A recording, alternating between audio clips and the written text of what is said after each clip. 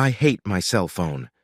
The peak signal area is the size of a small basketball court, and far from always getting 4 lanes, I'm lucky for 2, even downtown.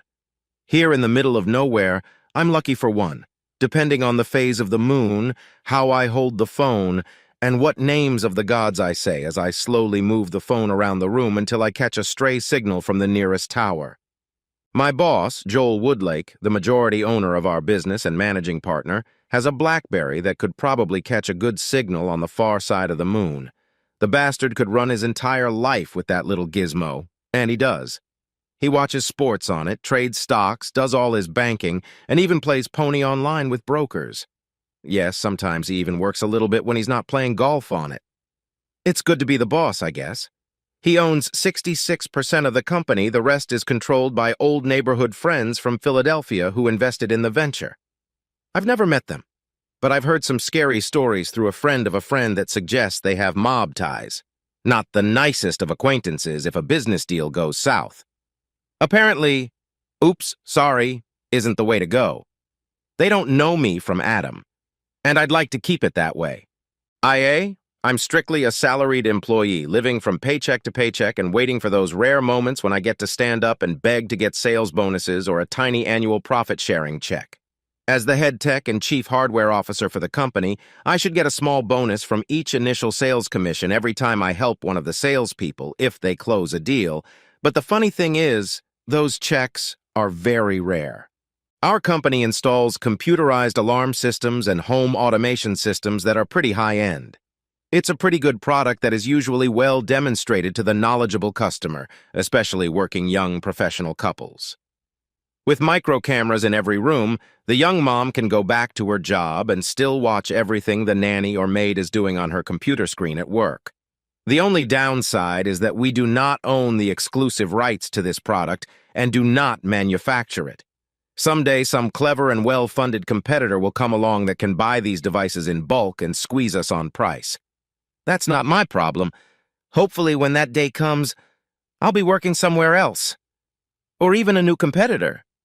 Yes, my job sucks and I should quit, but the economy is a little sluggish right now and no one will be busting down my door this week expecting to kiss the ring on my pinky finger. I'm slowly looking for something better, but for now, I'm content to wait. Better to have some money than none at all. Terry, my wife, also works and I think we do pretty well, but she doesn't think so. We both make about the same amount of money, but she spends money much faster than I do. She is a very attractive woman and always likes to show off her assets. She likes to dress smartly, even for work, and she likes to turn heads and attract admirers wherever she goes. She's also a bit of a flirt and can easily get the attention of anyone she wants. Things aren't perfect in our marriage, but I was sure I couldn't find anyone better than her, at least in terms of looks, if we ever broke up. It helped keep my mind and hands on when we were fighting or going through tough times. Terry works as a senior accountant for a fairly large accounting firm. It's a pretty decent job at a well-known local company with a reputation for treating its employees much better than their competitors. Her salary isn't the highest, but they offer a good benefits package, paid training, annual bonuses, lots of parties and other events, and extremely flexible hours. They have a lot of flexible hours. So her work schedule is erratic and she gets a lot of compensatory time off in lieu of overtime pay. She also has to travel several times a month, usually overnight, but she enjoys it. She is also often allowed to work from home and usually works remotely at least 1 day a week. This would be ideal for us if we had children, but it didn't work out that way until about 4 months ago, when she announced that she was finally pregnant for the first time. This surprised me immensely, as I had assumed she was still on the pill and we hadn't discussed starting a family recently. Still, 30-something is not a bad time to start a family, and if you keep waiting for the right time, you can wait forever. She seemed happy, and I decided that I would be happy too. All in all, I thought we had a pretty decent marriage. Sure, we fought a lot, but I didn't consider it a serious problem. And compared to most of our friends, our relationship seemed to be one of the best. But Terry was a woman who was hard to satisfy, let alone make happy. We were somehow barely living within our means. Terry didn't like living frugally, but she really liked to keep up with the Joneses. That meant we paid for a nice late-model car for her, an expensive closet with frequent updates, Regular spa and hair salon services, a house that was more than we needed and took almost all of my basic salary just to handle the payments. But I usually thought it was all worth it. My illusions that we were doing fine as a couple were dispelled when I borrowed Joel's BlackBerry to make a routine call during our sales trip together. He had an important business meeting with a major residential developer on the golf course and didn't want to be interrupted for any reason, so he could close the deal. So he left his cell phone with me. The potential client was old-fashioned and would probably demand 100% of Joel's personal time for the next 3 hours, which would more or less leave me hanging in the wind out of boredom. But it was better than a day spent in the office. The deal was to supply and install over 100 security and home automation devices for inclusion in an ongoing builders project, and will definitely improve sales this quarter. I might even get a small bonus on this deal. I spent the next few hours sitting at the 19th hole, the country club bar, sipping iced tea while waiting for them to finish their round of golf and business conversations. I wasn't quite sure why I was even needed at this meeting, but apparently Joel just wanted me around so he could deal with any urgent tech-related issues a builder might have. I was beginning to think about calling the office to get Joel's hypothetical delivery details for me, when suddenly my own cell phone rang to let me know that it had finally picked up a tower signal, and I could use it. And so I did. There would be no problem with the promise to deliver the units in about 2 weeks, and at least 3 full crews would be ready to install. The bastard would be satisfied. And in my opinion, he was now obligated to do me a small favor. I decided to grant it myself by sneaking a peek at his BlackBerry and seeing what hot stock tips he'd been getting lately. It seemed like his stockbrokers were constantly emailing him the latest market tips, and he was constantly bragging about what great brokers he had. Instead of going through his old emails, I somehow hit the wrong button and ended up in the wrong menu altogether. I've always hated the tiny buttons on my BlackBerry, which is why I don't have one. I have fat fingers. I admit it. Trying to get out of it, I pressed redial, and things suddenly got very interesting. The last number Joel had dialed a little earlier in the morning was my wife's cell phone. How the hell did Joel get my wife's cell phone number, and why? I quickly cut the connection before she could answer. I was now a man with a specific mission. After poking around some more, I finally got into his email archive and found several folders of saved text messages and emails from his brokers. There were 3. Other business friends and associates, silent partners, and last but not least, a folder of material from his more intimate partners, my wife among them. From the text messages alone, it was quite clear that they had been having an affair for some time, perhaps almost a year. The candid pictures taken by the phone camera removed any vestiges of doubt. Heck, my wife had never sent a single nude photo of herself, much less one as explicit as this one. I was amazed and dumbfounded. Indeed, I had no idea that all of this was happening right under my nose. They were very careful, prudent, and clever. If it hadn't been for my accidental access to Joel's BlackBerry, I never would have known what they were up to. They were extremely cautious and smart. But now I'd have a chance to prove that I could be smarter than that. Or at least a little nastier. I had about 2 hours of quiet time, and I needed almost every minute of it. Working with cell phones, especially the BlackBerry, was on the edge of my technological comfort zone. In order to do what I wanted to do, I would need the skills of a specialist. The kind of expert I didn't know, but I knew someone who could. Oscar the Grouch. Not the green talking carpet specimen on Sesame Street, but the one who kept a spy toy store in a suburban shopping center not too far from the golf course. This Oscar was much more grumpy and harder to deal with. We bought a lot of specialty extras and supplies from him, and he knew me pretty well and tolerated me. I also had a trump card up my sleeve. Oscar, O great and wise one, I began my preamble. You are shrewd and omniscient. May your wisdom bring joy to the heart of this poor cuckold. Teach me, splendid one, the secrets of cloning the crackberry, so that I may take vengeance on my unworthy adversaries. Oscar did not like cheating wives. A few years ago, his ex-girlfriend had robbed him of everything he owned. He warmed to me almost immediately, and within minutes we were in his private office, and Joel's BlackBerry was being taken apart by the skillful hands of a master craftsman. An hour later, I had a perfect clone in my hands that received everything Joel sent or received, and all his passwords. The costs were very modest, mostly just the cost of a new BlackBerry and a few other necessary parts. Oscar loved making money, but he hated cheating wives even more. Revenge was his favorite coin, and I assured him he would not be disappointed. Tucking my new silent mode toy away in the bottom of my bag, I made it back to the clubhouse on the golf course in time for another invigorating iced tea before Joel and our new client finished their game. I was surprised at how polite I could be to my boss after learning that he regularly slept with my wife. I just smiled a lot, imagining him being sodomized with a red-hot poker, and muttered to myself, "I'll get you, sucker." When I was assured that the contract was ready to be signed and the deal was done, my presence was no longer required, and I went back to work and spent the rest of the day brooding in my office. My revenge would take time. I really wanted it done right. My boss had never treated me fairly and had basically cheated me out of possibly many thousands of dollars in earned bonuses that I had never received. And now the theft of my wife from me was the last straw. The first step was to completely and comprehensively download everything on my new cloned BlackBerry onto a real computer so I could see what I was doing and couldn't accidentally delete or change anything on my perfectly copied phone. Plus, any mistakes I made could have affected Joel's original phone as well, possibly alerting him that his device was no longer secure. That took some time.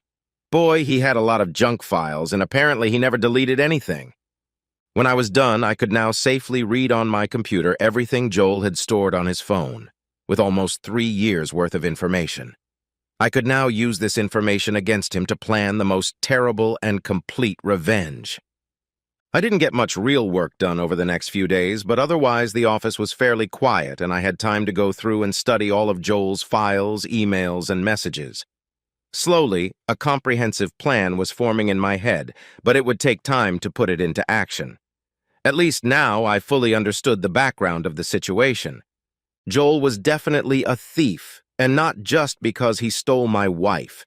He was stealing money from the company left and right from every place he could, including the obvious known problem of stealing money from employee commissions and bonuses.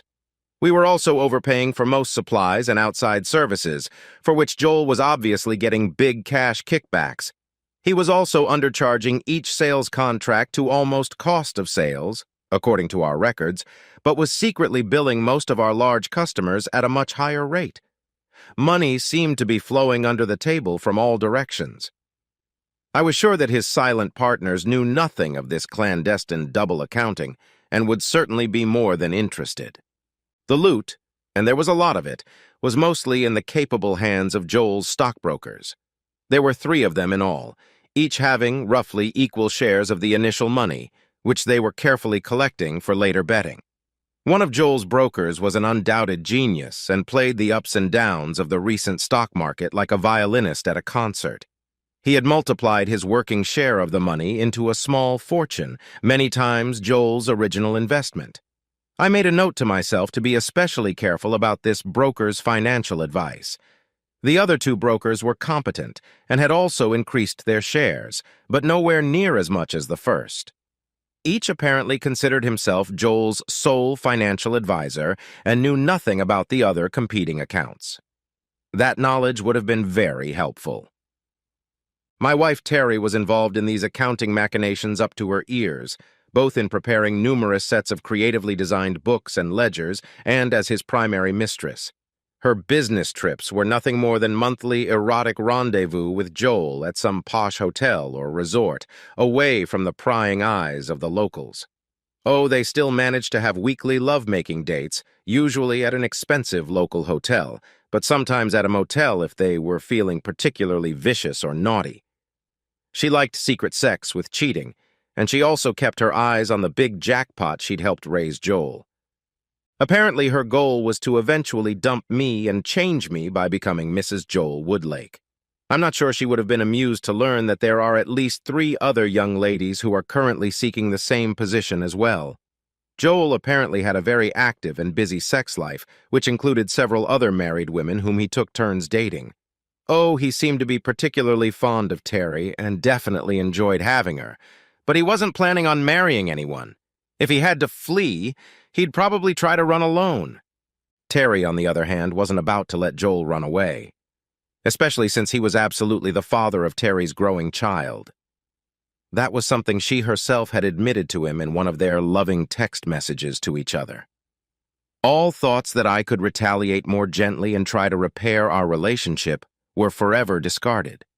From now on, it would be scorched earth. The other information on the BlackBerry was somewhat interesting, but not as important at this point. I had full access to all of his bank information and brokerage accounts, but it was too early to play with them. He had an active account at a local gambling organization, and he ponied up on increasing numbers of bets quite often, betting via text message. He didn't win often, but he didn't lose often either. Currently, this account had a small positive balance, and he was approved for a loan of up to $50,000. He had a similar credit account at a casino in Reno with a slightly larger amount in the account and a pre-approved signature credit of at least $200,000. Joel had been there several times and gambled big, losing a large sum on his first visit, but quickly paid off his debt. He last visited the casino 2 months ago, apparently with Terry, and came out slightly ahead, but left his winnings in the casino account. The casino would be very happy to see Joel again in the near future. Having carefully gathered all this information, I began to formulate my plan. I was in no hurry to put it into action. There seemed to be no need to rush things or act hastily. I decided to carefully put all the pieces of the puzzle together first and wait for a lucky break. Sharing a house with a cheating whore who only pretended to be my loving wife was easier than I thought. Our paths hardly crossed for the next few weeks as she pretended to be busy and tired from her busy work schedule. In my eyes, she was nothing more than a lecherous slut, and the few times we had sex, I took unexpected pleasure in treating her that way. She took to my aggressive lovemaking with a significant new interest. She had obviously gotten used to the rough treatment from her other lover, Joel, over the days, and was beginning to enjoy it.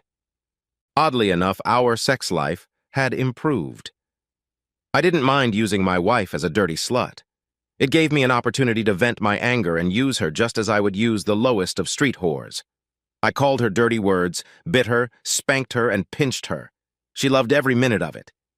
Sometimes I think if we had just communicated better with each other and she had told me about her more submissive sex needs, we might have found common ground, and maybe she wouldn't have needed to cheat.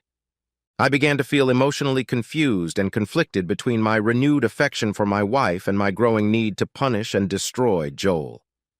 I even began to wonder if Terry had begun to reconsider her affair with Joel, and I think if pushed a little, she might even confess her relationship.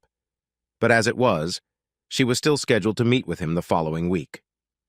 And in the weeks that followed, new photos and short videos on Joel's BlackBerry showed that they had some good fun, mostly in bed, during her next business trip later that month. I guess the lure of money was still too strong for her. Over the next month, I kept a close eye on Joel's cloned BlackBerry so that I would know exactly what was going on with both parties to the affair, and be ready to act at a moment's notice if things suddenly began to change. It happened sooner than I expected, but I was more than ready. I was making a late afternoon visit to Terry's office to make photocopies of some of Joel's forged accounting documents when I saw an ad on the company bulletin board in the copy room. I had made a copy of the key to Terry's office a while back and knew when the coast was very likely to be clear and no one would see or remember my visits. After a cursory reading of the notice, the final steps of my revenge plan suddenly came to mind. It was a terrifying and audacious plan, and if it went wrong, I would be trapped with no hope of escape. But it felt so right. The ad was for a memorial service for one of the firm's chief accountants who had died the day before in a hit-and-run pedestrian accident. I recognized her name, Betty Mitchell. She was the accounting manager who oversaw Joel's firm's accounts and personally prepared the annual income statements and other reports that were sent to the other partners. Her bookkeeping was honest. As they say, garbage in, garbage out. It wasn't her fault that Joel and Terry supplied her with highly inaccurate forged documents on which to operate. According to all the news reports, her death was ruled a tragic and unfortunate accident.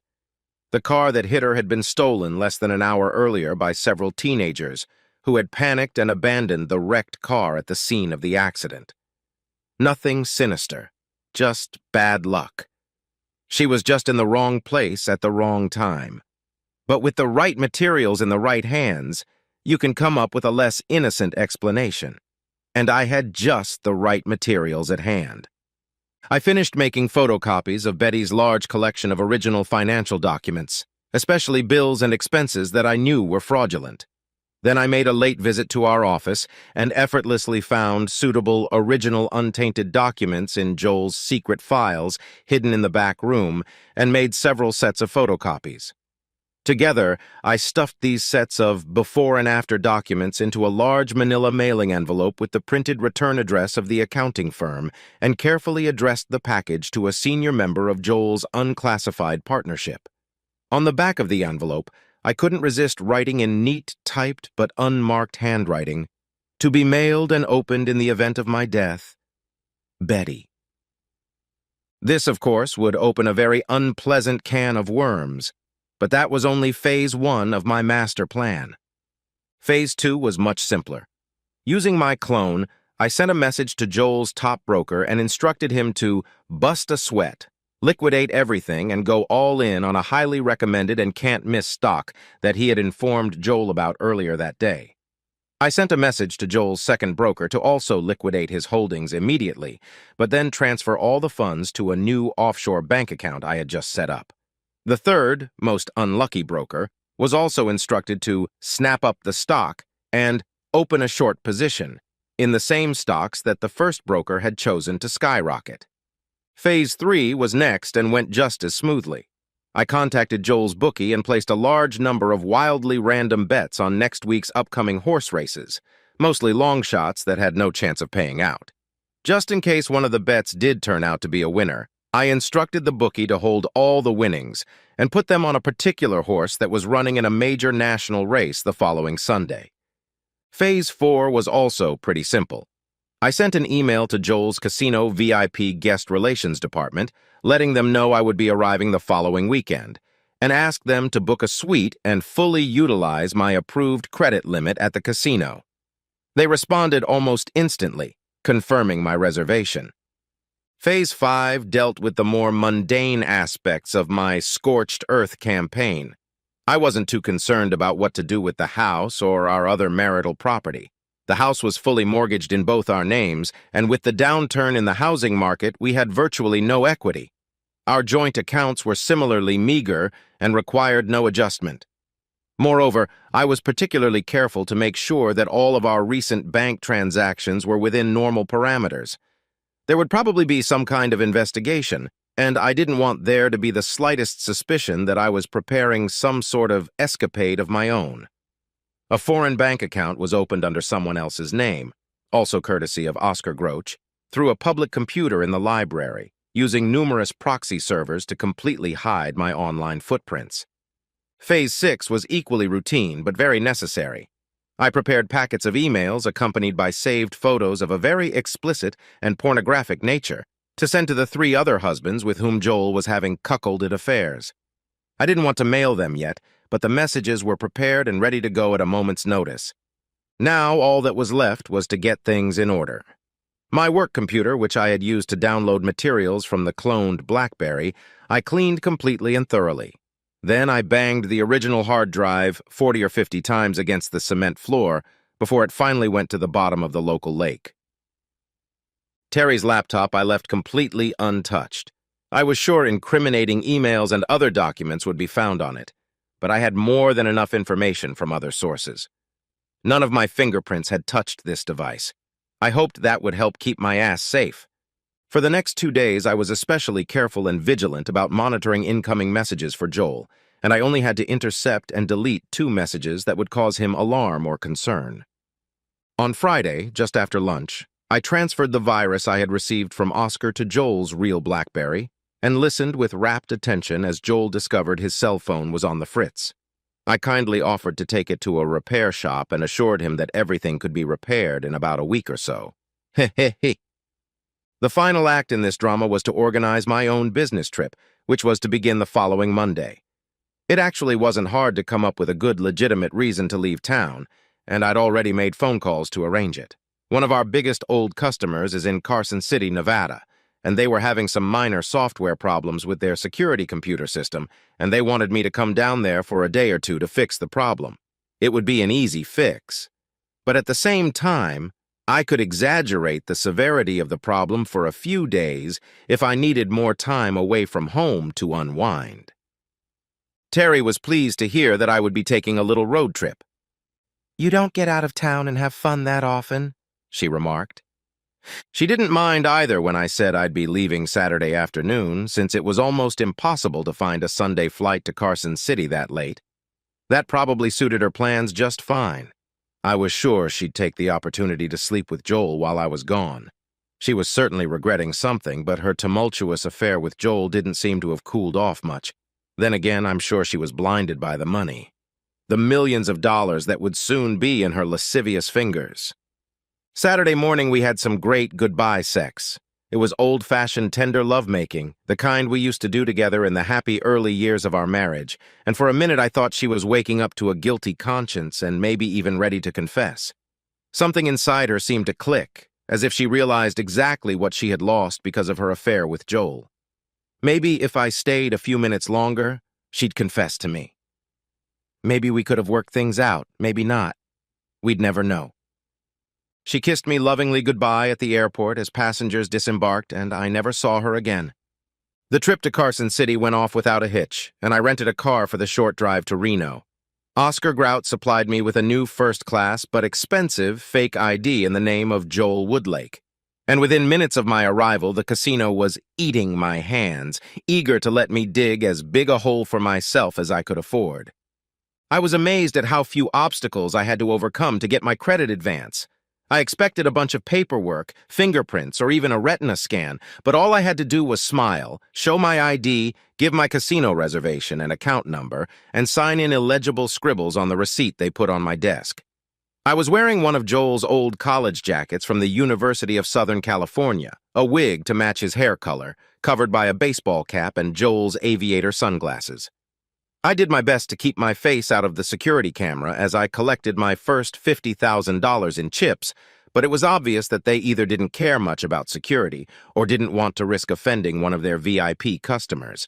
I squandered that first stack of chips like a drunken sailor on shore leave before the buffet was even served in the restaurant, and got out of bed a broken but happy man with a pair of $1,000 high-end hookers under my arm as I headed to bed. They were worth every cent of Joel's money. I'll remember that night for a very long time. Naturally, they cleaned out my room before tiptoeing out early in the morning from every dime I had left in cash from the previous night, but that was to be expected. I had thoughtfully left my personal money, Idaho and the like, locked in the rental car and hid the car key under the couch cushion. Sunday morning, I signed for my next $50,000 pile of chips and began cautiously playing much more conservatively to try to come out almost in the plus side. I pretended to spend money like a drunken sailor on layoff, but tried to play wisely so I wouldn't lose a lot of money. After lunch, I recruited myself another group of high-paying assholes and screwed them by giving them $500 in chips each for putting on a good wood show to get us all warmed up for the second round of fun. I then signed for another $50,000, but I was smart with that money too. I was perceived as a high roller, but I quietly stashed at least half of those chips. In the evening, I collected my last $50,000 of play money and stashed all those chips so I could cash out later using my real identity.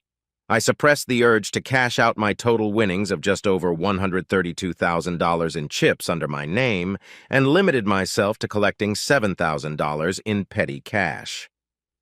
That was enough to avoid reporting to the IRS, and I made it out of Reno with my head still attached to my body.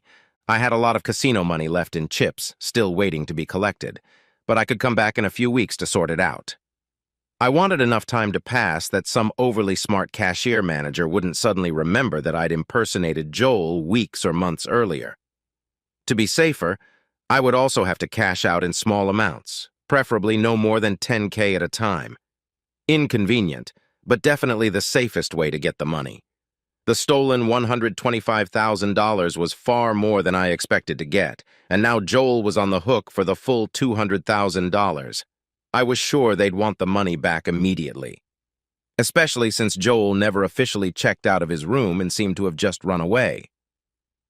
Late Sunday night, back in my hotel room in Carson City, I checked my clone phone to see what was going on. Things were already starting to trickle out. Joel's partners had received my little package in the mail on Saturday and were already upset beyond belief. By now, they had left over 10 voicemails for Joel, which, apparently due to his real phone not working, he had not received. The last 2 messages had explicitly hinted that their friends would be paying him a visit soon to get answers. It was time to finish cleaning up.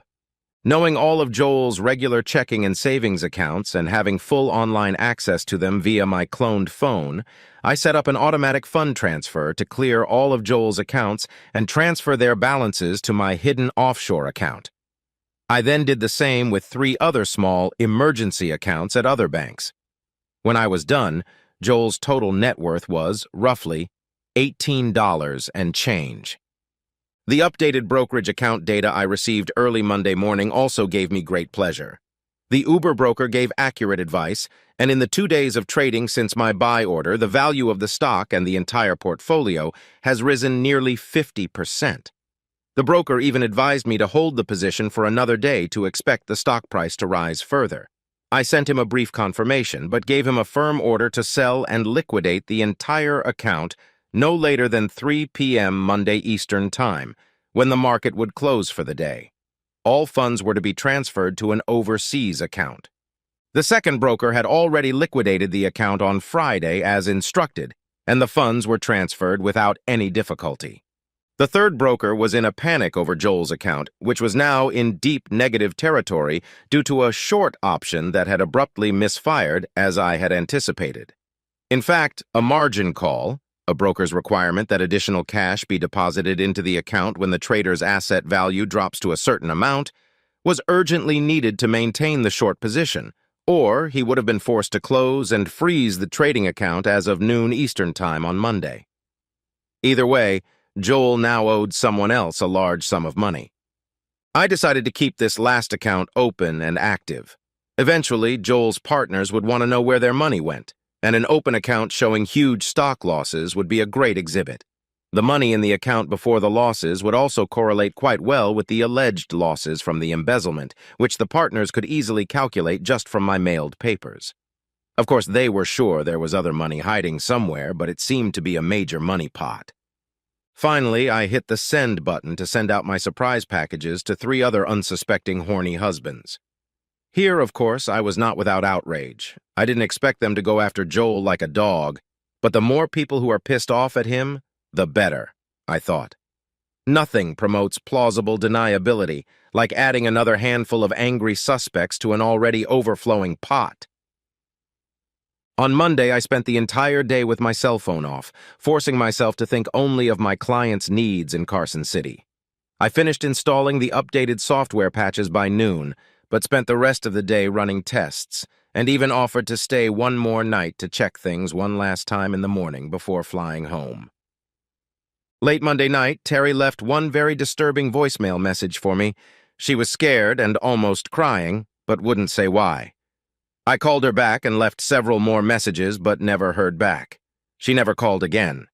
There was absolutely nothing new or important on Joel's cloned BlackBerry. Apparently, the partners had already finished talking. All of Joel's financial and brokerage accounts had been liquidated or administratively frozen. The gamblers had also started looking for Joel after he had bet on horse races and lost more than $27,000 in gambling over the weekend. Now everyone was all in, and the dancing had just begun. My job was done. With a sense of satisfaction from a job well done, I fell asleep with the sound sleep of a virtuous man. On the way to the airport on Tuesday, I smashed the cloned BlackBerry against the hard road surface a few dozen times, and eventually the shards were thrown into the local river. I burned my fake ID in Joel's name and slowly scattered the ashes on the way to the airport. Joel's USC jacket and cap were put in a Goodwill donation box, and I forgot my aviator sunglasses at the busy airport snack bar counter right before my flight.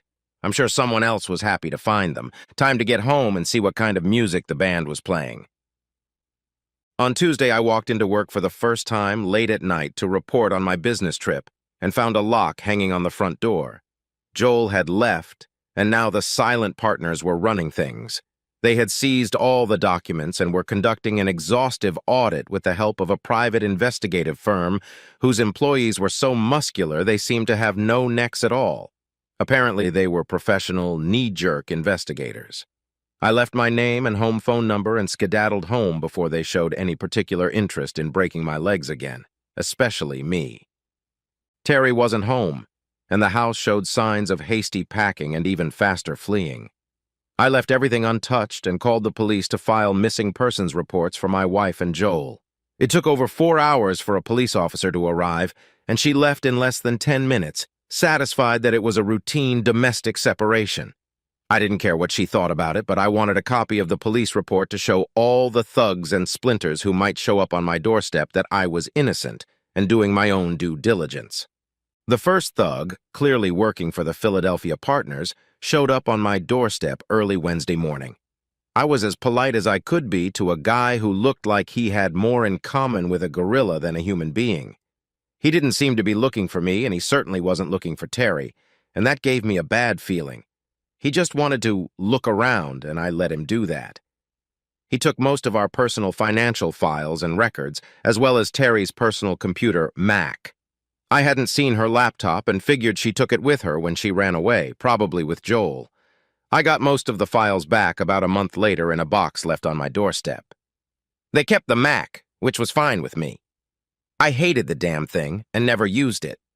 The mutilated and completely frozen bodies of Joel and Terry were found in a railroad freezer car in Idaho, some 10 days later.